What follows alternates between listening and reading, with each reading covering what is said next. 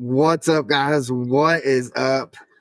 Welcome back to another episode of Deck Talk Podcast, and we've got one heck of a show coming on, and been looking forward to this for probably since the Classic when we've got this one scheduled, and I've been looking forward to be able to get this gentleman on. But first things first, we got to do a little business real quick. This episode is brought to you by Bruiser Baits, FireFly Marine, YOLO Tech, Joe Burns Rods, Cornfield Fishing Gear, Spearpoint Hooks, and Pro Line Baits. Guys, make sure you go check that out and use the discount code DECKTALK10 and get you a little discount code or discount along with that. But guys, if you don't know, I'm Colin Burnett.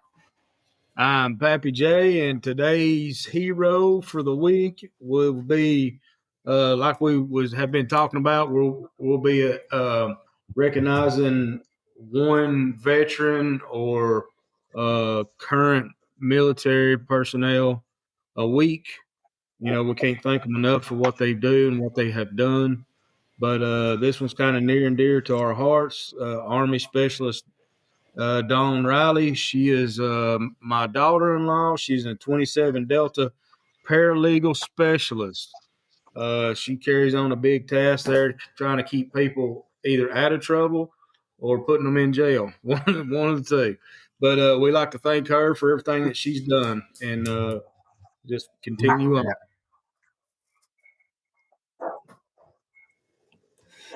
All right, now, guys, Pappy, we appreciate that, man. Ever since you told me that you wanted to do that, that really means a lot to us about being able to thank our veterans.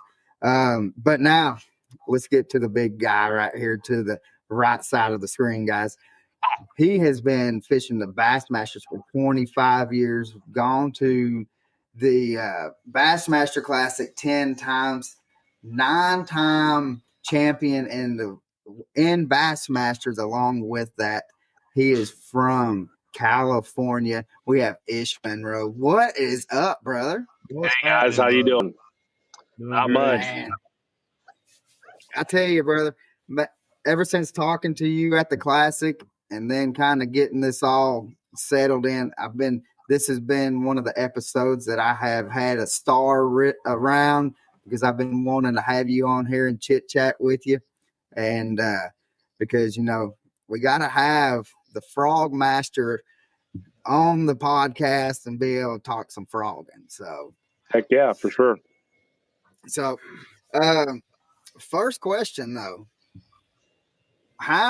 what is the main difference? You grew up being out in California and fishing the West Coast.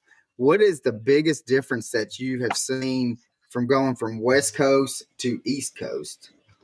The amount of pressure that the lakes get, for one. You know, the lakes out west, they don't get as much pressure as the lakes back east. When I first showed up at Guntersville on a weekday and there's 700 boats on the water, and then on a weekend there's 1,500 to 2,000 boats on the water, that's insane to me. You know, you go to a lot of those Texas lakes and they have tournaments with 500 to 700 boats in it. I've just never seen anything like that. You know, growing out west, for us, 100-boat field was a big field to have for boat count. And it's just kind of weird to see how fish related to how shallow they would be, the amount of fish. I mean, you go to Guntersville, and once again, there's 700 boats out there, and everybody's catching them. You know, the lakes out here, you get 50 boats on them, and 10 guys are catching them. Right.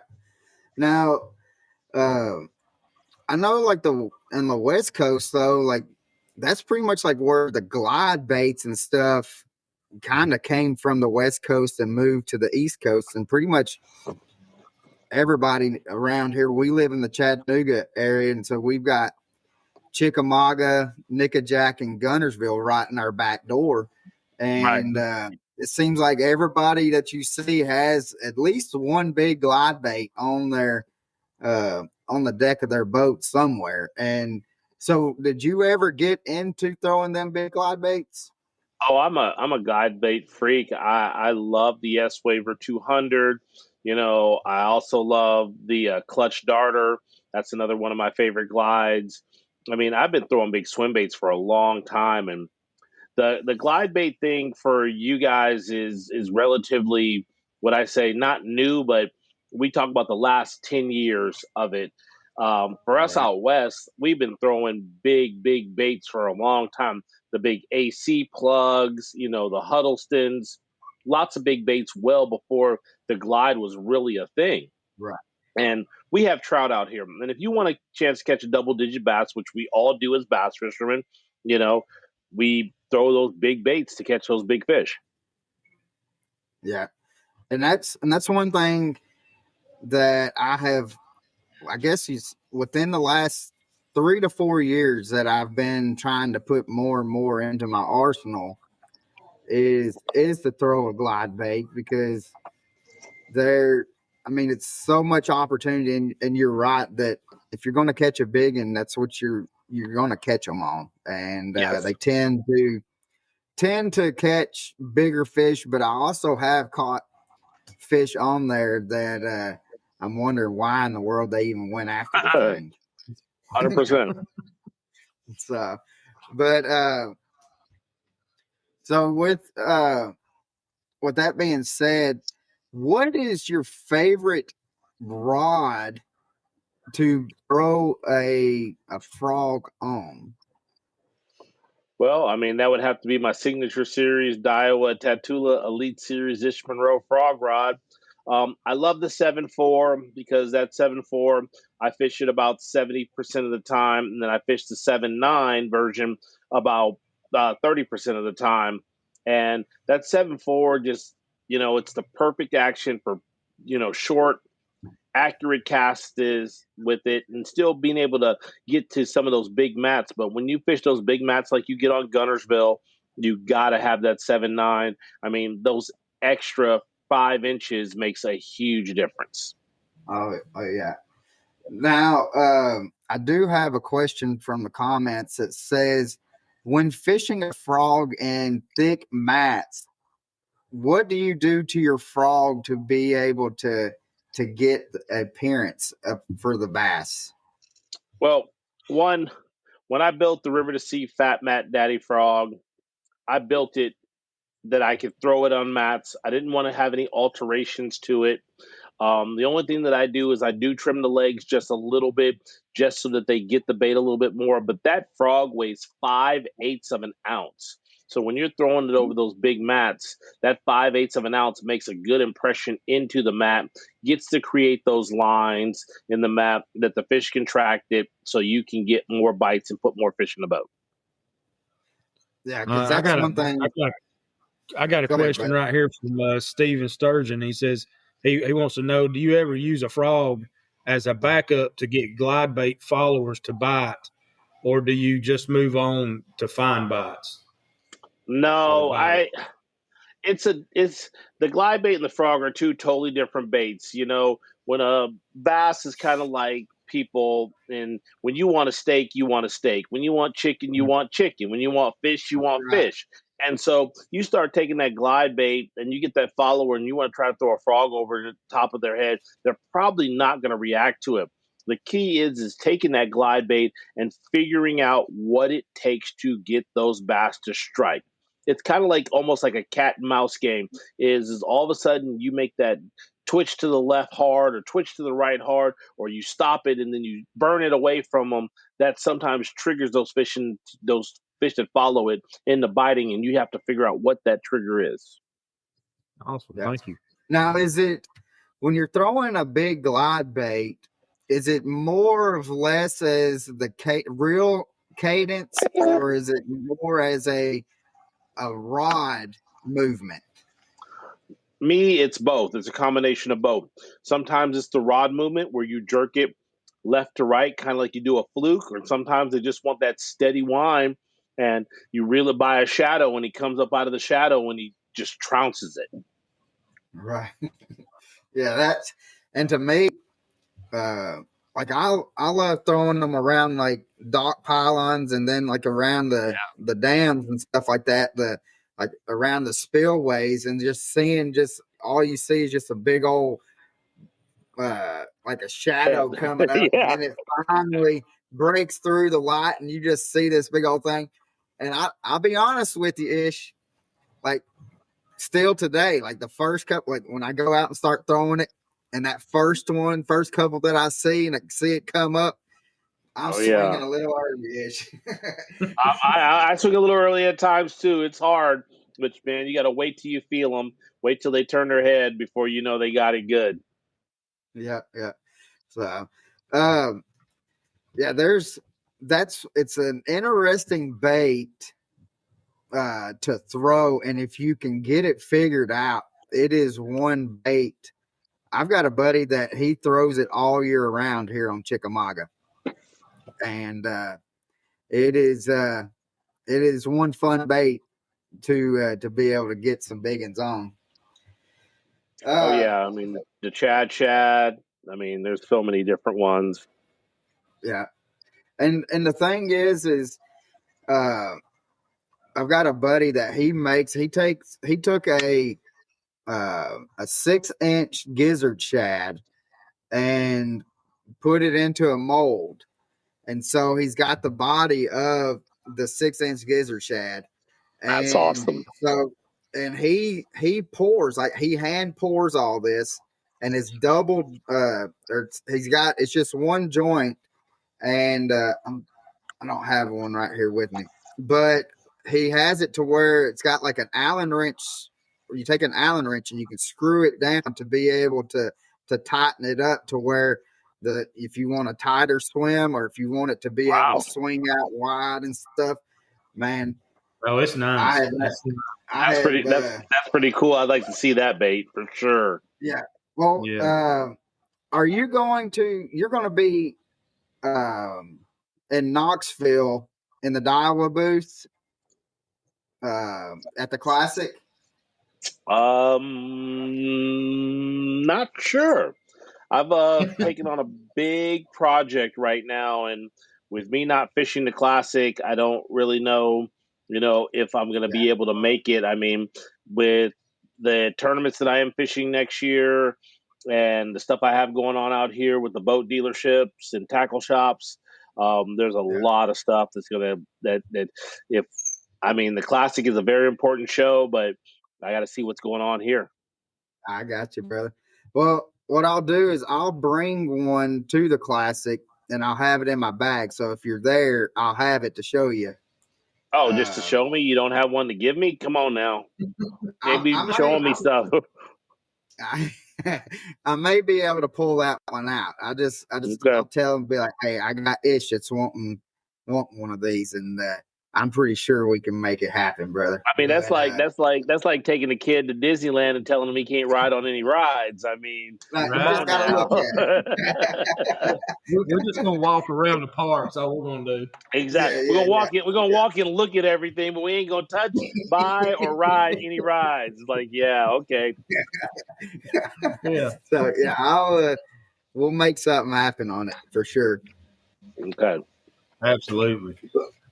But so how was I know you had touched on the West Coast, the East Coast, and I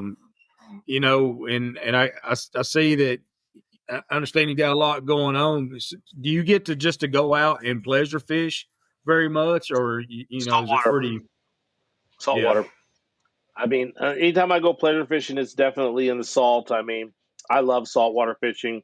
Bass fishing is a job. I love fishing tournaments, but when it comes to bass fishing for fun, I'd rather spend myself out there on the salt. I mean, catching tuna, catching wahoo, catching rock cod, lingcod, all those fish taste really, really good, and they're super fun to catch. So what's the biggest tuna you've caught? 293. Oh, wow. I basically hooked up to a 293, and 5 minutes later, my wife hooked up to a 275, and we landed both of them, and we got a pretty cool shot of both of us holding up our fish, and that was definitely a great trip. Oh, I can imagine. Awesome. Can imagine. So what is one of the biggest things that you see like weekend anglers like mess up with or have problems with that you would say that they need to correct to be able to get better? It's their confidence level. That's the biggest thing that separates, when I show up to any body of water, I'm there to win. I'm not there to cash a check. I'm not there to just gain points. I'm there to win that tournament. And that's where my confidence level is. When I show up, I believe I got the best rod, the best reel, the best line, and I've done my homework, and I'm going to find the best spots that I possibly can find. And Right. so when I go to a place, I believe I'm going to do well. I believe I'm going to catch fish. I believe I have the right baits to do that. And the average angler doesn't. They kind of question it and they second guess it, and they call everybody in the world. And that's the worst thing you can do is making phone calls and getting information, doc talk. And if you can stay away from the doc talk, you're way better off. Your first instinct is probably your best instinct. And basically the easiest thing to do is when your mind tells you to go do something, go do it. I mean, I look at the last not the last tournament I fished, I did okay in, but the tournament before that I won.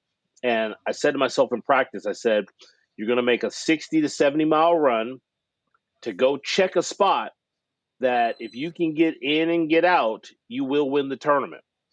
And I went and checked it, and the tide was just right for me to slide in there and get 4 hours of fishing time and slide out of there and end up winning the tournament. And I think I won by like 5 or 6 pounds. Oh, wow. That's good. Now, is that the main thing with tidal fisheries that you have to worry about, is just the water dropping like that? No, it's how fish position on each tide. I have high tide spots. I have low tide spots. Like some of my high tide spots, if the water's not high, the fish just aren't there. They're sitting on the outside, but they're not going to feed. Same thing with low tide spots. When the water's high, they won't feed or I can't get to them. But when it gets just right, that tide sets in, boom, it's game on.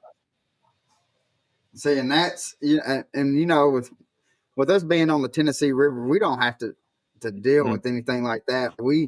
All we look at is how much current that we have, and if there is no current, you might as well just go put the boat back on the trailer and just go to the house. And so, or go do something else. I mean, I know those river channel fish. Yeah, when that current's flowing and they're pumping and generating, they're biting. That current ain't flowing on that river channel, they ain't biting. So you might have to go into a back of a pocket or somewhere where there's not much current to figure out how to catch fish, or go out there and flip those mats that the fish don't even know that there's current going on because they're so buried up in the mats.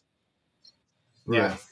Now, do you see, like when you do have a chance to go fish like a little tournament and stuff like that, one thing that I have noticed, to kind of go back on the question that I asked you, is that I've seen where anglers try to come and try to fish a different technique that they probably never even fished before, and try to learn that during a tournament when that's not the opportunity to learn a technique. Have you seen that? Oh, I've seen that a lot of times. I mean, I watched guys this year, guys who had basically never shaked the minnow before. That's what they heard the bite was, and they're trying to do it during the tournament. And then there's guys who are trying to sight fish because all of a sudden a sight fish tournament shows up and they're trying to sight fish when they don't know much about sight fishing. So yeah, because I mean, people do it all the time, and anglers just have to know. I kind of say, stay in your lane. When you know that there's a frog bite and you're good at frogging, then that's what you do. There's a better drop shot bite or a Carolina rig bite or a cranking bite, and you're good at that. You stick with that. Yeah. What is, besides a frog, what is your go-to bait after that? Gosh, I love punching. I love topwater. I love a spinner bait. I mean, gosh, an old school spinner bait, day in and day out. A spinner bait, you can't beat a spinner bait. No, not at all. Not at all. And it's a lost art. I can't tell you the last tournament I watched on TV where the guy actually picked up a spinner bait and caught him on it, because they just don't throw it anymore. Everybody's throwing a chatterbait now. Everybody. Yeah. And so, Yeah.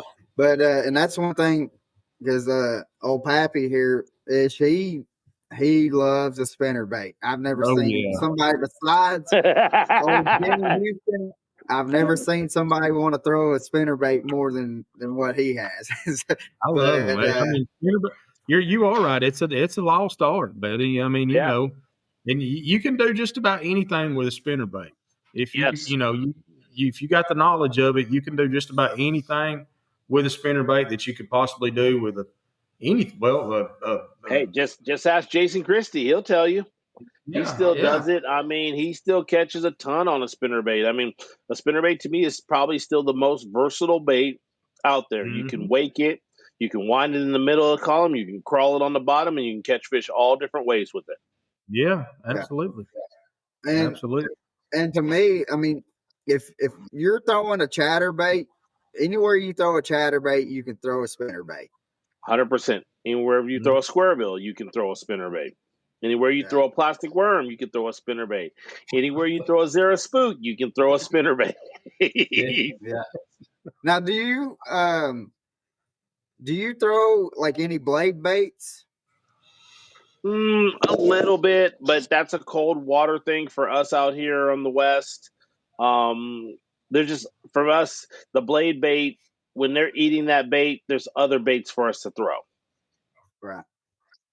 So yeah, because I know like here, like that's one of my, besides a Texas rig, I'll keep a blade bait tied on, and I'll throw a blade bait all year round. And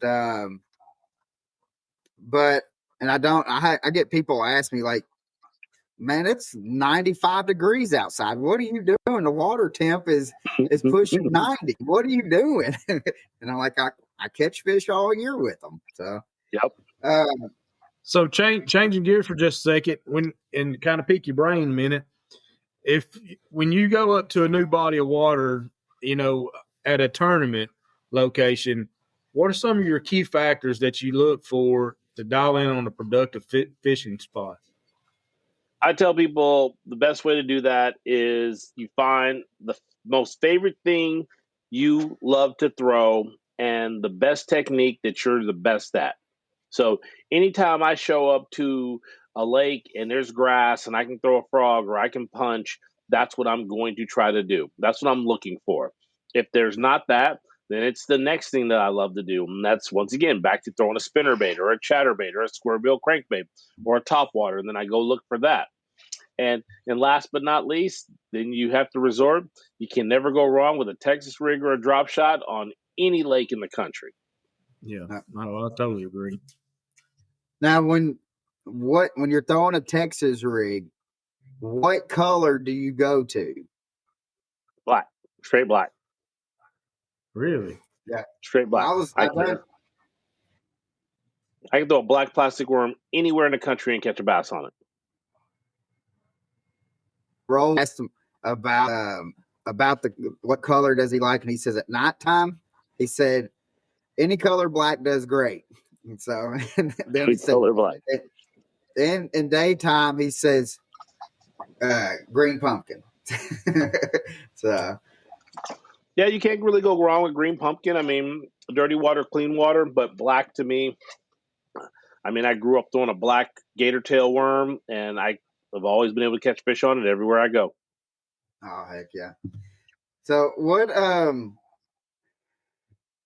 what is it like to be what? Because you've been with bass for 27 years, something like that. Fished bass for a while, then I fished MLF, and now I'm back fishing bass again, and I'm also enjoying fishing at home. I really love to fish tournaments, scheduling permitting. I can fish both again. We've got the BAM Trail out here that's awesome. We have what they call the Super 60, and it's $50,000 first place against 60 guys. We have Juan Bass out here that gives away a boat, and the U.S. Open, and then Bass has a great circuit in the Opens and trying to get back to the elites, and it's a long, hard roll Yeah. but I'll get back there. I would have Yeah, been you back will. there. I would have been back there the first year if it wasn't for forward facing sonar, but I'm getting better at it. Active Target 2, they've come a long ways. We've got a new 25.1 software update for Lowrance, That and update, that was oh, that update done wonders. yes, it changes the game again, and so now you're able to see out further and dial in your active target a whole lot better. So I'm definitely going to be honed in on that. Just got to see. Hopefully, unlike this year, we get to fish 2 days of an event versus. Man, we had a real hard roll in the opens this year and missed a lot of days of fishing. Right. But what's Now, your thoughts on the forward facing sonar? I'm not against it. I'm not 100% for it. Um, Bass made an announcement today that they're going to flip a coin in half with and half without. And I think it's a pretty good situation. Is you're going to see some things change on the leaderboard. You're going to see some of the what I call the veterans come out, and looking forward to a guy like Polinick who can do both, and him winning Angler of the Year. John Cruz is going to shine. Ike's going to shine. Guys like that who who can just catch them. That's the one thing that I am seeing about this new generation bass fishermen is you take the forward facing sonar away from them, they couldn't catch a bass out of a wet paper bag. I mean, and they'll tell you too. Yeah. But yeah, when you give them, active target and other forward facing sonar, those guys are amazing fishermen. But to me, yeah, I still love the fact of not seeing the fish come and eat the bait and the anticipation and figuring out that I need more than just 2 spinning rods on my deck to catch them. exactly. And I mean, because there's nothing like just a group of guys going out there and just doing a smash fest, just old school. You know, Mm-hmm. I'm going to my places, you go to your places, and we'll just bring in the biggest bag that we can. And for me, the forward facing sonar has been more of a learning tool, because what I Yes. grew up thinking that fish done has been totally different from once I've been able to put the forward facing sonar on about 4 Right. years ago. I have learned so much from it. I'm still waiting ish. I mean, people tell me that it's a cheating box, but I still haven't put that sonar down in the water. The fish still hadn't jumped in the boat yet. I'm still waiting on that one. Yeah, but it's definitely an easier learning curve because I mean, like active target, you can see the water column that the fish are sitting in. You figure out the Exactly. bait to throw. You know that if they're shying away from your bait, you need to change colors or a different size. You get to see the size of the bait that's out there. I mean, there's just so many different factors that it cuts out the process of elimination. It cuts out the thought process, but it's an amazing tool to have. And I believe that everybody should have it on their boats. And that's where the equalization comes in is if every single angler has active target 2, you're going to see that all these different anglers win because everybody's figured out how to use it. Yeah.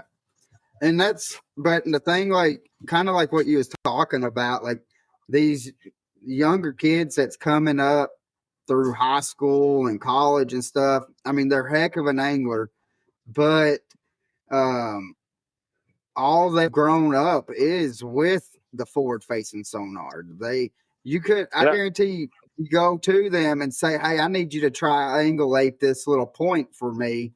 They couldn't do it. They could 100%. not do it. And Or why um, was that fish underneath the mat? Or why did that fish eat that frog? Or, hey, why did you throw a white spinnerbait over a chartreuse spinnerbait or Colorado blades over Indiana blades? Like they have no concept of why those things are. They have their jig head minnow.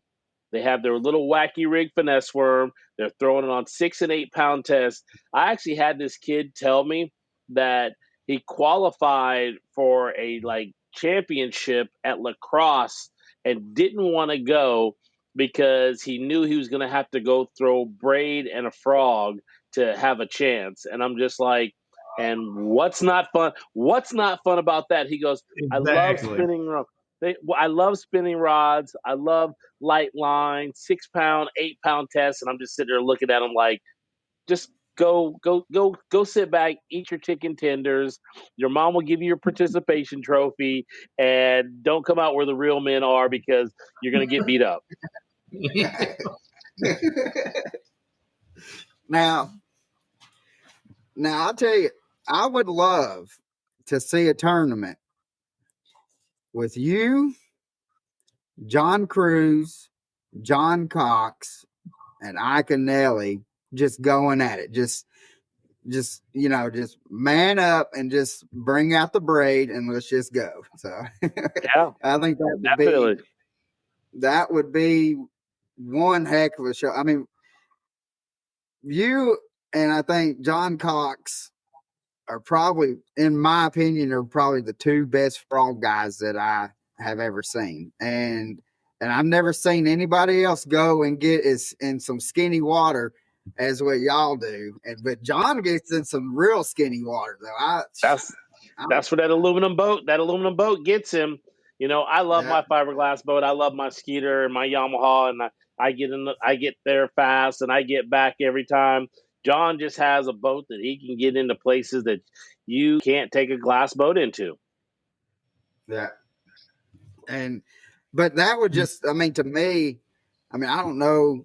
There's got to be millions of people that would be just want to go see that slugfest. Just because there's nothing like a top water blow up on a frog or just a top water blow up in general. But I mean, that would be awesome. And the thing is, Pappy, you have the guys that smile the most with John Cox and Ish. It's all the time. So it's just smiling.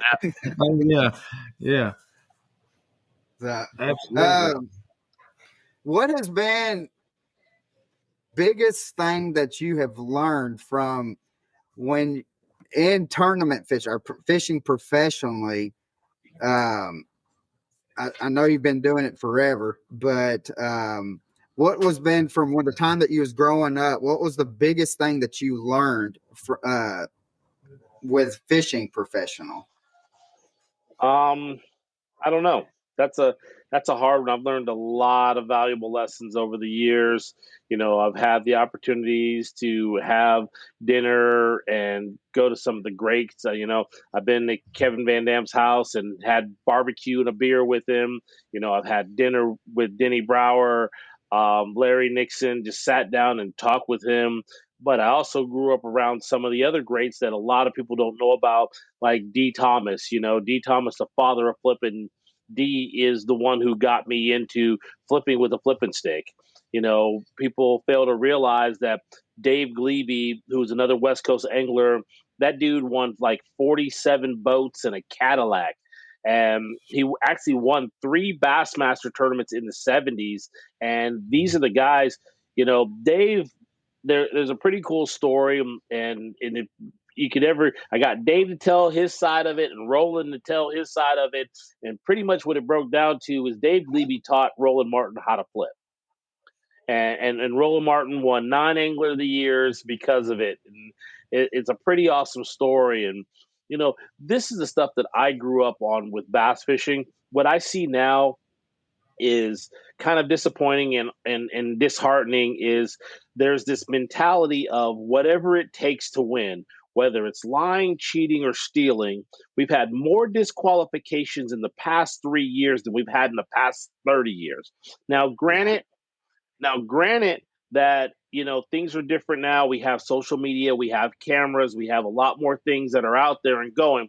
But I'll tell you this is, you shamed yourself back in the day when you basically cheated in a tournament. And if you got disqualified, you pretty much ran yourself out of the industry. And now these guys are getting disqualified not once, but twice in a year. To me, I think you get disqualified the first time, we slap you on the wrist. Second time disqualified, we're cutting off your hand, and the third time you're disqualified, you're out of the league. And Yeah. and that's pretty much what it boils down to is I don't ever feel like I need to cheat in this sport. And so I just, like I said, I just grew up in a time and era where there was a lot more integrity, and it really meant something to win a tournament without getting information, without breaking any rules or bending rules. And it was just the cool thing to do was bass fish. Well, and the thing is, there's not anything that's more satisfying is knowing that you put the work in to be able to go find some fish. And then during the tournament, when the lights are on, it was productive enough for you to win. To me, that was more satisfying than anything else. And because, I mean, if you cheat, then in the back of your mind, you're like, well, I couldn't beat so-and-so because I had to go and cheat to be able to go get a 5-pounder or whatever to be able to win. Right. And I mean, you take the last 3 years, and you just multiply that 9 times 3, which is 27. I guarantee you in the last 3 years, there was more than 50% of the tournaments that there was a disqualification at. And that's sad. That's sad. Yeah. So what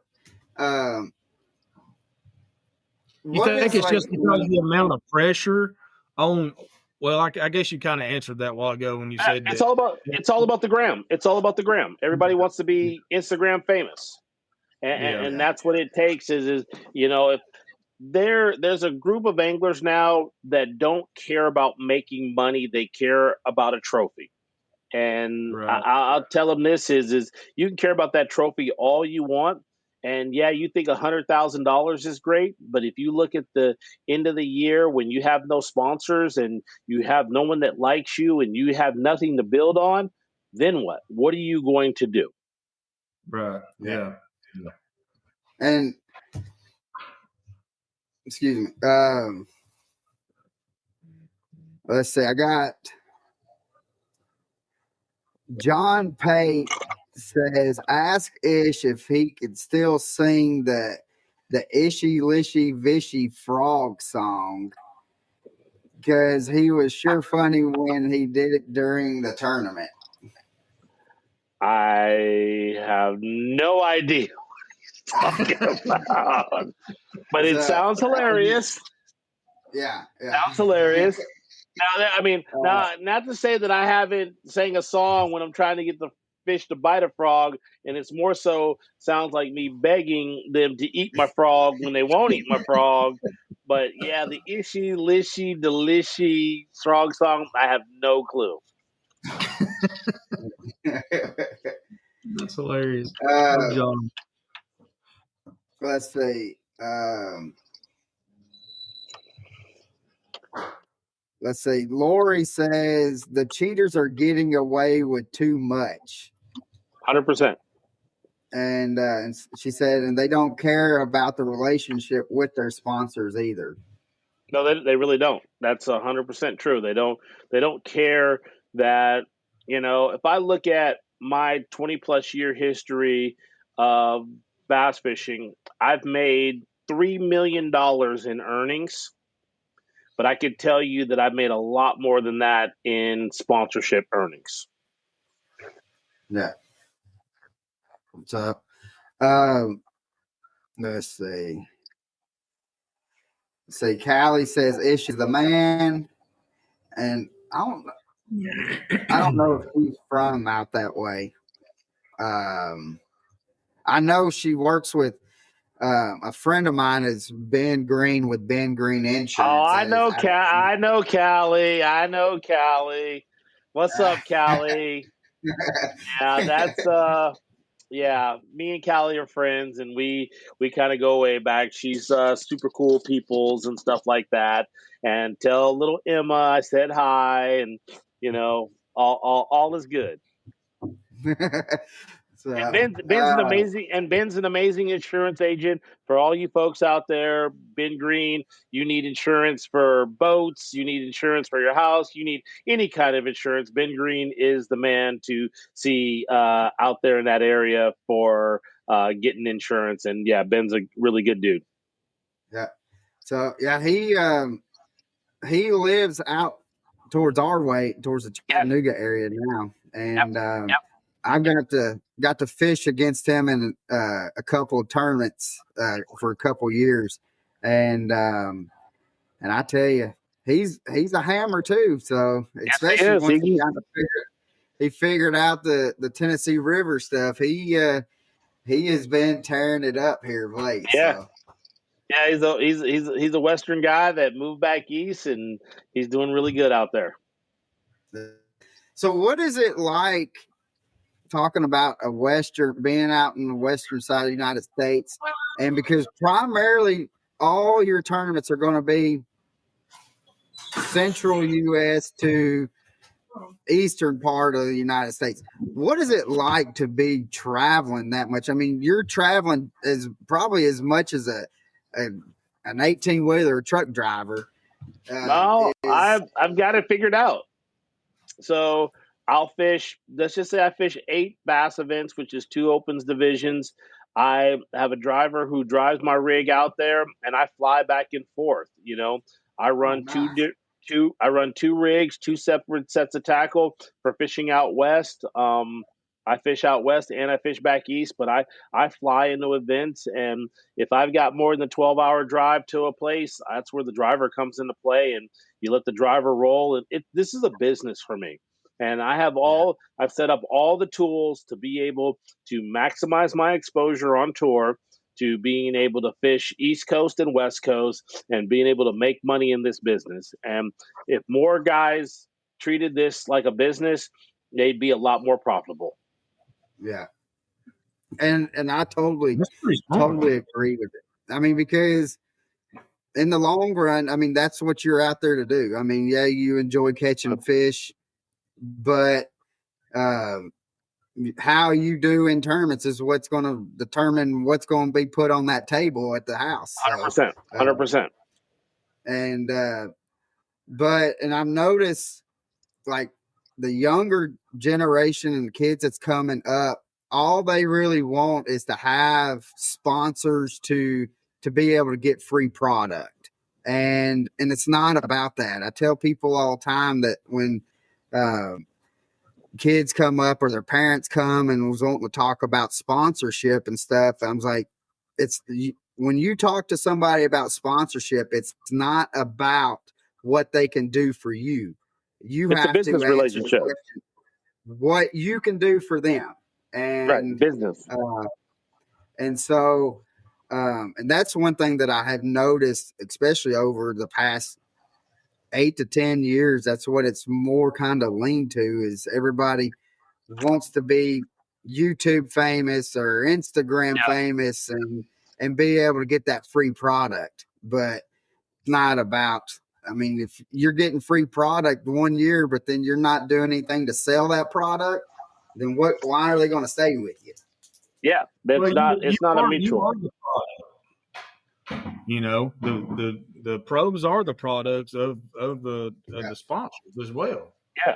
The pros are the product. They're the ambassadors. They're everything to these companies. I mean, if you're not going to be beneficial to that company, the company has no reason to sponsor you. It's great. You're going to have those exceptions of your buddies who want to sponsor you just because they think it's cool. But the majority of these companies out there, they want a return on their investment. They're not sponsoring anglers just because you fish. They're sponsoring you because they feel like you're going to be able to sell product.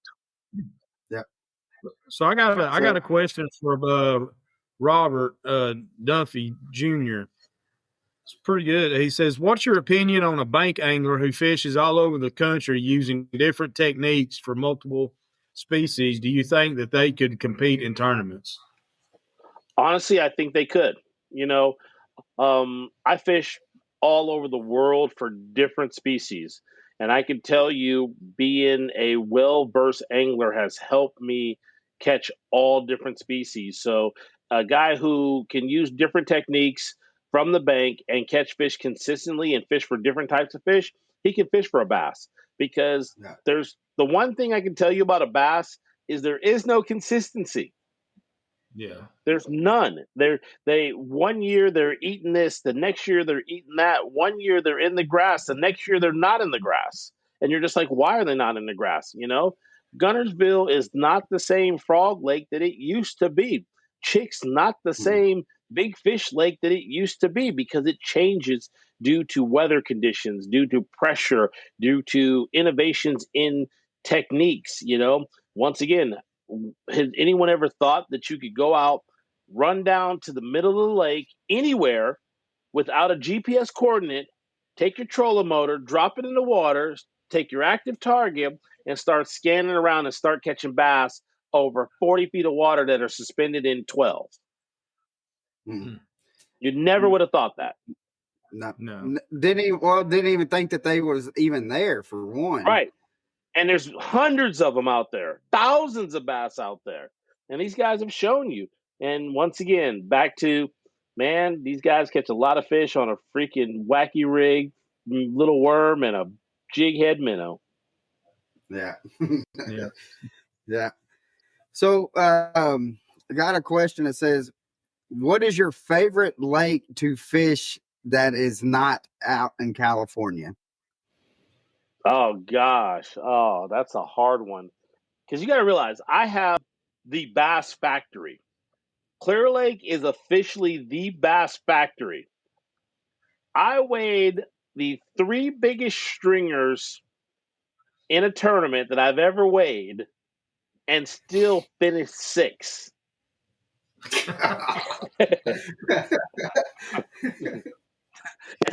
And so when you say, oh, the best lake, Thousand Islands is amazing. St. Clair is amazing. Mississippi River is amazing. Okeechobee used to be amazing.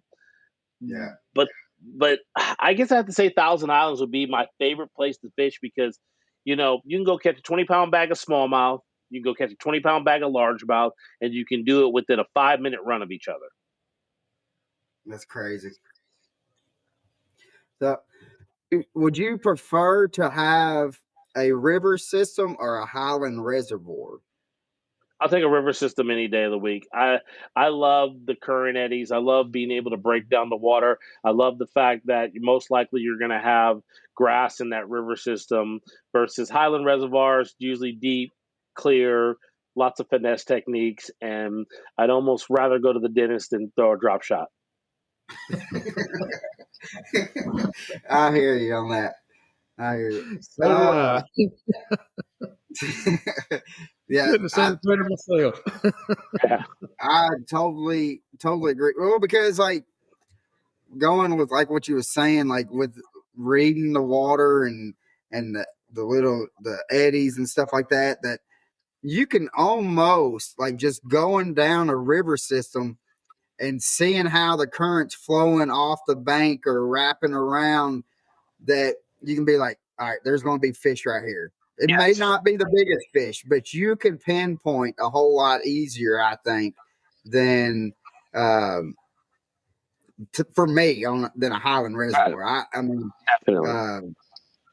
to me, if I go to a highland, like let's say if I go to Lanier, I might as well just try to go out there and just jump in the water and swim and catch the fish than Yeah, so now you're throwing spotted bass in the mix. Them spots are even spots are those people that, you know, they run marathons, they drink lots of Red Bull, they eat basically celery sticks and carrot sticks. I'd rather be the largemouth guy who wants a steak and a baked potato, who wants to sit on the couch and watch John Wick. That's the kind of fish that I'm fishing for. That's my kind of fish, I'm telling you. Yeah. What question was, what has been your biggest bag you've ever weighed in? 35 pounds, 12 ounces is the biggest bag I've ever weighed in.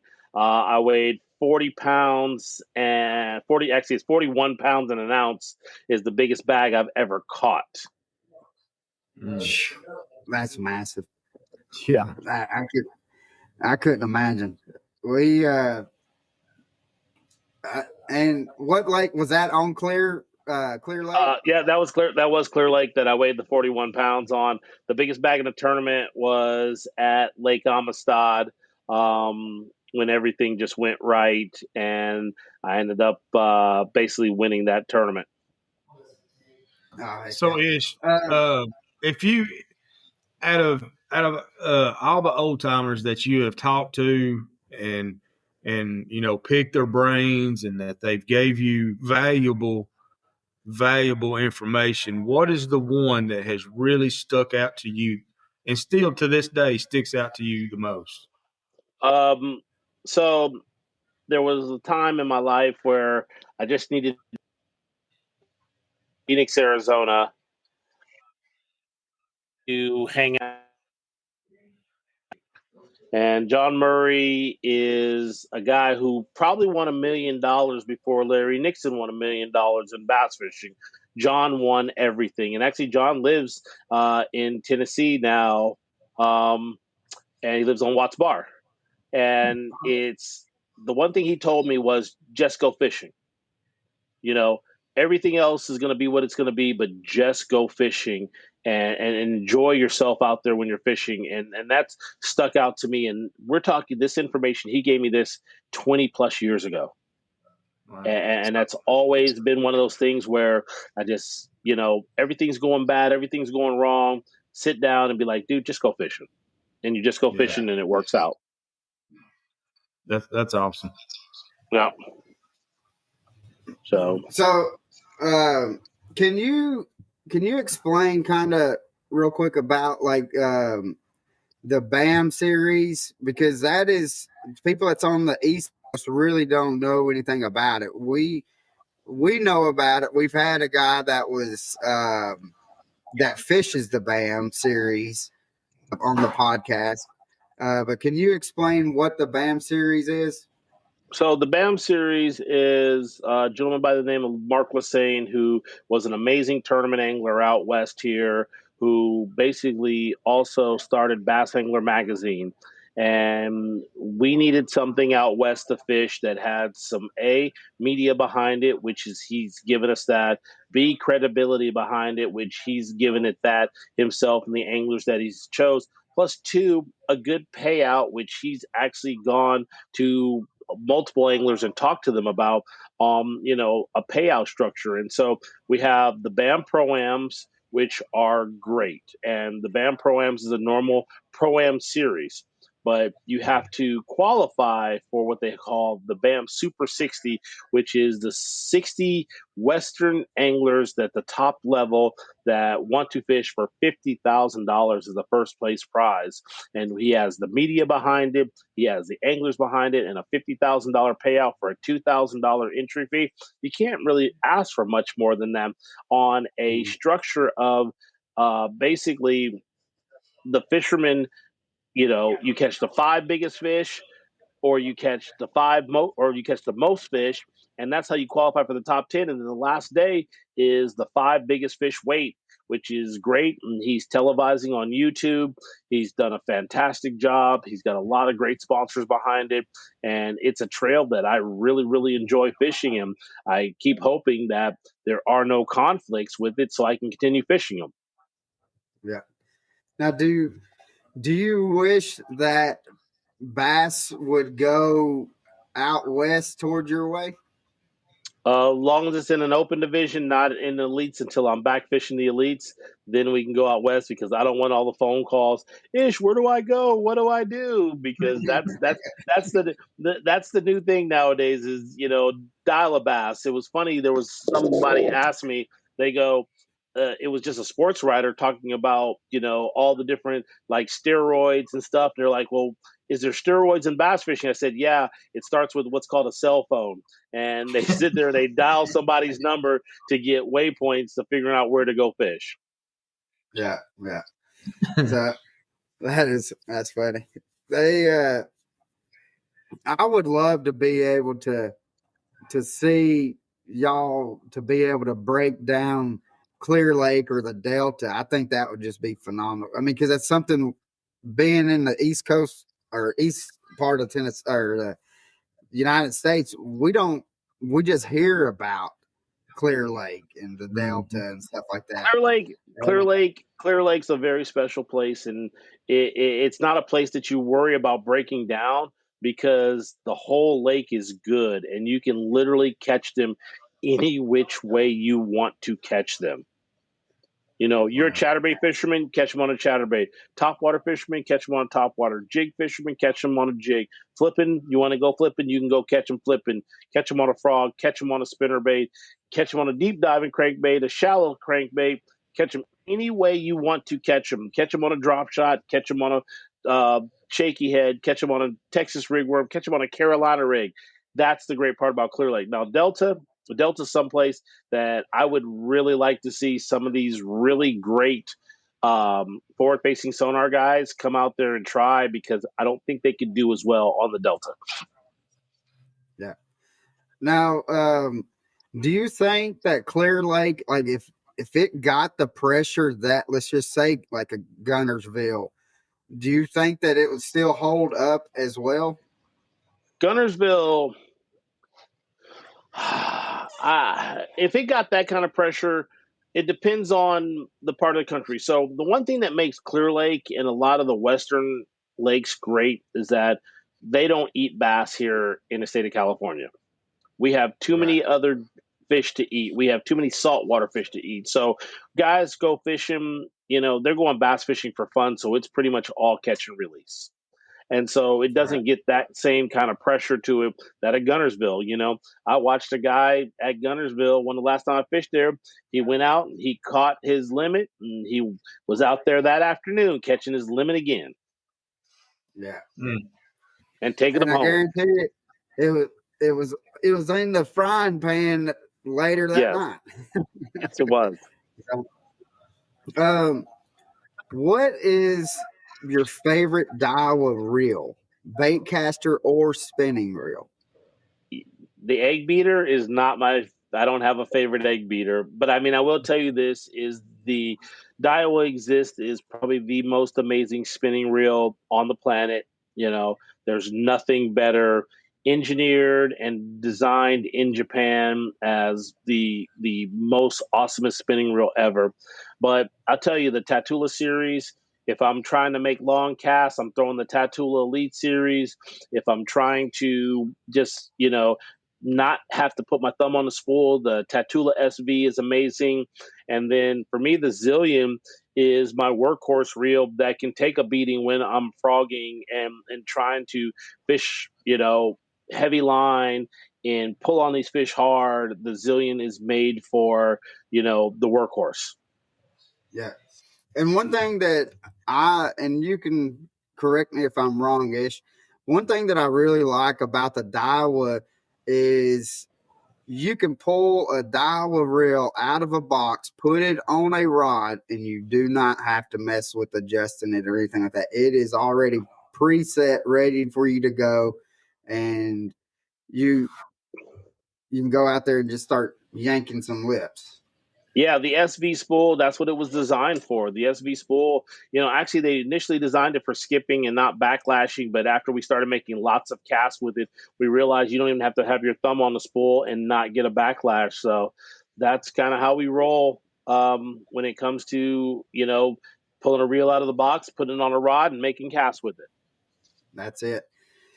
Now we've had you on here for almost an hour, brother, and yeah, they keep looking. The guys over there keep looking at me. And they're just like, "Hey, we need you, boss. We need you." Yeah, we're gonna do this. We got one more question for you, and then we're gonna let you go, brother. Appreciate Pappy, you want to ask it? Yeah. So, Ish, if there was one person that you could fish with, I didn't do it. It wasn't me. Wasn't me. She lied.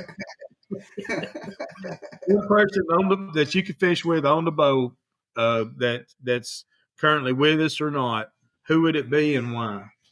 Is it give me somebody that I fished with already? It don't have to be anybody. Anybody. Dad. There you Good go. old Dad. I mean, he's the one who I couldn't, you know, be fishing where I'm at without him. I mean, he started me out fishing when I was 2 years old, and you know, I still love going fishing with my dad. My dad is 77 years old, and I still look Yeah. forward to taking them out fishing. And, once again, I tell these parents all the time, I said, me and my dad have a great relationship because of fishing. Now, there was times where my mom didn't really appreciate him pulling me out of school to let me go fishing, or I had these mysterious dental or doctor's appointments. I mean, I remember one time the teacher was like, "This is like your second doctor's appointment in the last 3 weeks. Are you like okay?" And my dad was pulling me out of school to go fishing, and I just couldn't have the heart to tell him like, "Yeah, everything's great. I'm good." And so if I can fish with somebody, again, it's always going to be dad, and he's still here. And so if I have my choice of one person, then the only other person in that is my wife, and she loves to fish, and she's an amazing woman. Like I said, she's got a 275-pound tuna, and she kicks some butt, and she's all about the hooking and handing of the rod and reel after she catches her fill of fish. Well, Ish, I want to personally thank you and just tell you, Yes. man, I've enjoyed watching you over the years, and I've Appreciate been a that. huge fan of you for over the years as well. And thank you for all that you do for the sport. Yeah, appreciate you guys. Thank you. Yeah. So, guys, real quick, next week we have another West Coast guy. We got Clifford Perch coming on, and it's going to be interesting to talk to him as well. So make sure you tune in next week. We're going to have Clifford Perch on, guys. I hope you have a blessed day.